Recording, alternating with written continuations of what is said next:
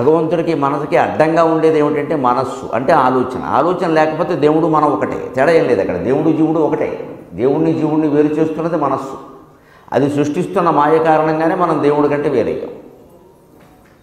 మనం భూలోకంలో ఉంటూ సుఖంగా ఉంటూ తినడానికి కట్టుకుందుకు బట్ట, తినడానికి తిండి, అన్న వస్త్రాలు దేనికి లోటు లేకపోయినా మనం ఆనందంగా ఎందుకు ఉండలేకపోతున్నామంటే పిచ్చి కోరికల కారణంగా. అత్యవసరమైన కోరికలు పర్వాలేదు, దురాశలు బాగా ఉన్నాయి కదా. కాస్త ఉద్యోగం రాగానే ఎవరితోనో పోల్చుకుంటాం, పెళ్లి సంబంధం రాగానే ఎవరితోనో పోల్చుకుంటాం, ఎవరో కారు కొనగానే వెంటనే మనకి లేదే అని బాధపడతాం.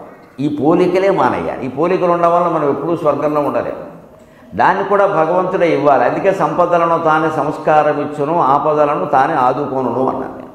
భగవంతుడిని నమ్ముకున్నా, కన్న తల్లిని నమ్ముకున్నా సంపదల్లో వాళ్ళే సంస్కారాన్ని ఇస్తారు. డబ్బు బాగా పెరుగుతున్నప్పుడు సంస్కారవంతులమై ప్రవర్తించాలి.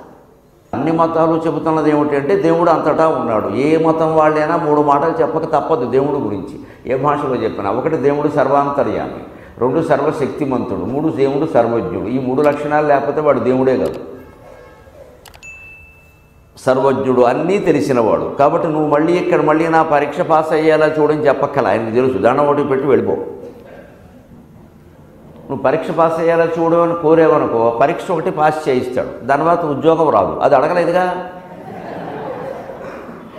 తర్వాత ఉద్యోగం కూడా రావాలని కోరేవనుకో, ఉద్యోగం వస్తుంది, జీతం సరిగ్గా ఉండదు, అది అడగలేదుగా.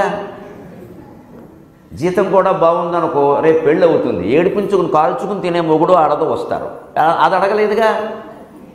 ఎన్ని అడుగుతావు? చచ్చే వరకు ఏదో ఒకటి అడుగుతూనే ఉండాలి ఎదవ శరీరం కోసం. అంతేనా భగవంతుడి దగ్గర నిలబడినప్పుడు ఏం అడగకూడదు. దర్శనం అంటే దర్శనం, చూడడమే అంతే.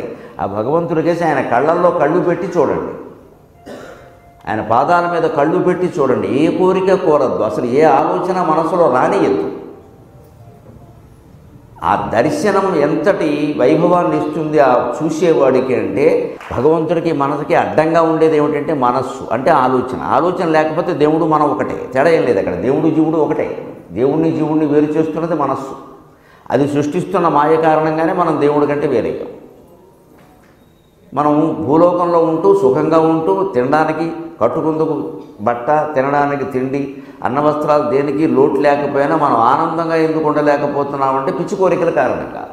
అత్యవసరమైన కోరికలు పర్వాలేదు, దురాశలు బాగా ఉన్నాయి కదా.